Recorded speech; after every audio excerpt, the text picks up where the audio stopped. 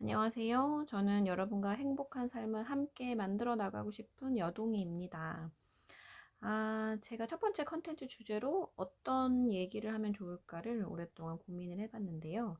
저는 결혼이라는 주제로 잡아보았습니다. 지금 현재 제 인생에서도 가장 밀접하게 연관되어 있는 주제라서 하고 싶은 얘기가 많은 것 같아요.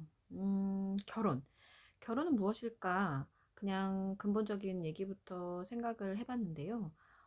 네이버 사전에 찾아보니까 남녀가 정식으로 부부관계를 맺음 이렇게 간단하게 설명이 되어 있더라고요. 절대 결혼은 그렇게 간단한 문제는 아니지만 말이에요. 음, 남녀가 서로 만나서 서로 사랑을 하고 자식을 낳아서 가정을 꾸림에 있어서 법적으로 보호받을 수 있는 틀 안에 들어오는 것이 결혼이겠죠. 네, 맞아요. 그게 결혼이에요. 일반적인 시각에서 봤을 때는 뭐 그렇게 볼 수 있을 것 같고요.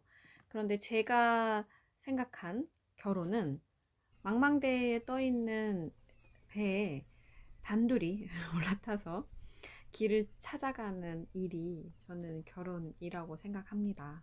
망망대해 단둘이 나랑 너랑 단둘이 타서 방향성은 잘 모르지만 어디가 맞는지 잘 모르지만 그래도 길을 찾아 떠나는 여정, 그것이 저는 결혼이라고 생각합니다. 이렇게 말씀을 드리면 되게 결혼이 부정적으로 들리실까요? 아직 결혼을 안 하신 분들 입장에서는 난 지금도 되게 방향성을 못 잡아서 결혼을 하면 뭔가 안정감을 얻을 것 같고 뭔가 많은 부분이 해결될 것 같은데 막상 결혼을 한 사람 입에서 망망대해에 떠 있는 느낌이 든다라고 말씀을 드리면 조금 무서운 느낌이 드실 수도 있을 것 같지만 어, 사실입니다. 예, 그거는 팩트고요. 네, 되게 절망적이실까요? 아니 뭐 긍정적인 얘기를 해줘야지 왜 이렇게 첫 영상부터 이런 얘기를 하지? 라고 생각하시는 분들이 있을 수 있지만 네, 뭐 사실은 사실이고 저는 결혼할 때 이런 얘기를 해주는 선배도 언니도 오빠도 아무도 없었기 때문에 결혼해서 좀 당황했던 기억이 사실 있어요. 네. 그렇다면 결혼은 왜 어렵고 힘들까? 저는 왜 어렵고 힘들다고 느꼈을까? 그런 생각을 제가 해봤어요. 결혼은 다른 거랑 뭐가 다르기 때문에 그렇게 힘들다고 느꼈지? 내가 적응할 때까지 에너지를 굉장히 많이 썼던 이유는 무엇일까에 대한 생각을 하다 보니까 결혼이 어려운 한 5가지 이유 정도를 찾을 수 있더라고요. 일단 첫 번째는 결혼함과 동시에 수많은 역할이 요구되고 그 많은 사람들과 관계가 얽혀 있게 되죠. 결혼하기 전에 저는 그냥 딸이었고 어떤 직장의 뭐 사원이자 대리였고 그리고 어떤 남자의 여자친구였고 그다음 제 친구들의 좋은 친구였고 그냥 그 정도의 역할을 했었죠. 그 정도 역할도 사실은 버겁다고 느끼는 순간이 많고 내 에너지를 다 쓰고 있는 것 같은 느낌을 들 때가 분명히 있었어요. 하지만 그거보다 더 많은 역할이 결혼과 동시에 굉장히 많이 생겨난다는 것도 되게 힘든 부분이고 두 번째는 해야 할 것들이 너무 많아요. 그쵸, 뭐 당연한 얘기죠. 요구된 역할이 많은 만큼 그 역할에서 해내야 하는 의무들, 책임들이 많기 때문에 해야 할 일이 되게 많아져요. 그래서 이미 결혼 전에 제가 뭐그 정도 역할을 할 때 에너지를 다 쓰고 있다고 생각했었는데 실제로 결혼을 하면서는 그 이상의 에너지를 쓰면서 신경을 쓰면서 그렇게 지내야 하다 보니까 또 그것 또한 어렵다고 느꼈던 것 같아요. 그리고 세 번째는 예상치 못한 문제들이 계속 생겨나요. 그뭐 문제라고 표현을 하면 좀 그럴 수 있겠지만 어쨌든 해결해야 될 과제들이 생겨나게 되죠. 그런데 그 문제들을 겪어본 적이 없는 거예요. 뭔가 경험치가 있으면 그 경험치에서 힌트를 얻어가지고 문제를 해결하면 좀 더 수월하게 할 수 있겠지만 그런 경험치가 없는 새로운 해결해야 될 문제들이 생겨나니까 좀 당황을 하게 되죠. 저는 29살에 결혼을 했는데요. 사실 결혼할 때쯤 저는 제가 어느 정도의 인생에 일어나는 문제들은 제 스스로 해결할 수 있는 사람이라고 생각을 했었어요. 어느 정도 문제 해결력은 나는 가지고 있다. 그래서 결혼을 해서 나는 내 인생을 내 배우자와 함께 잘 만들어 나갈 수 있다라는 생각을 했어요. 어느 정도 자신감이 있었거든요. 그런데 막상 결혼해서 보니까 어, 경험치가 없는 문제들을 맞닥뜨리니까 저는 제가 약간 똥멍청이가 된 것 같은 그런 생각이 들더라고요. 이거 나 띨띨이 방띨이었나? 막 그런 생각이 좀 들면서 당황했던 것 같아요.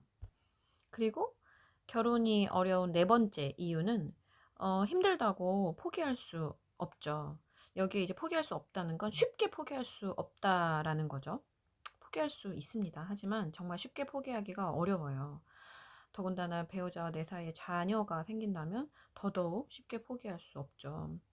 뭐 회사 같은 경우에는 상사가 저를 괴롭혀요. 뭐 일이 저와 적성에 맞지 않아요?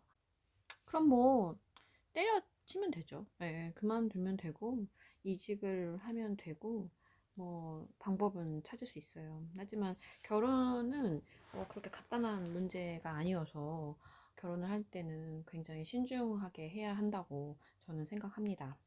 그리고, 다섯 번째는, 결혼이 어려운 이유, 다섯 번째는, 제가 선택한 그 배우자, 물론 엄청 사랑해서 평생 함께 있고 싶어서 결혼을 했지만 헤어져 있을 수 없다는 것이 또 하나의 결혼 생활이 어려운 부분인 것 같아요. 뭐 대표적인 얘기가 그런 거죠. 싸웠어요. 그래서 이 사람이 지금 당장은 뭐 꼴도 보기 싫을 때가 생기잖아요. 그런데 그 사람을 계속 봐야 하죠. 같은 공간에 있고, 같이 밥을 먹고, 그렇게 해야 하죠. 더군다나 방도 같이 쓰잖아요. 그러니까 지금 사이가 안 좋아. 나 저 사람과 말하고 싶지 않아. 그런데도 불구하고 같은 침대에 누워서 자야 하죠. 연인 사이일 때야 뭐 싸우면은 우리 잠깐 떨어져 있자. 헤어진다는 의미가 아니라 잠깐 각자의 집에 가서 머리도 좀 식히고 생각을 다시 해보고 그래서 내가 실수했던 부분, 상대가 했던 부분 중에 내가 절대 용납할 수 없는 부분이 있거나 아니면 내가 오해한 부분이 있거나 뭐 이런 거를 조금 생각을 해서 다시 만나서 풀고 얘기하고 할 수 있어요. 근데 결혼은 일단은 같이 계속 있어야 한다는 것도 어찌 보면 어려운 이유 중에 하나인 것 같습니다. 이렇게 제가 결혼이 어려운 이유를 앞쪽에 굳이 다섯 가지나 얘기한 이유는 이런 어려운 결혼이지만 배우자를 어떤 사람을 만나느냐에 따라서 내 삶의 풍성함이 훨씬 배가 될 수 있는 결혼을 할 수 있기 때문에 그래서 그 말씀을 먼저 드렸어요. 어떤 배우자를 만나야 내가 진정으로 행복한 삶을 살아갈 수 있을까? 이 얘기가 사실 결론입니다. 어떤 사람이냐? 저는 한치의 망설임도 없이 소통이 되는 사람과 만나서 결혼하시라고 말씀드리고 싶어요. 소통. 말이 통한다는 얘기죠. 말이 통한다. 물론 배우자를 고르는 조건에 여러 가지 조건을 있을 수 있어요. 뭐 외모, 키, 능력, 직업, 집안, 뭐 여러 가지 조건들을 보고 결혼을 할 수 있어요. 그 조건들이 중요하지 않다는 얘기는 아니에요. 하지만 정말 중요한 것이 따로 있다.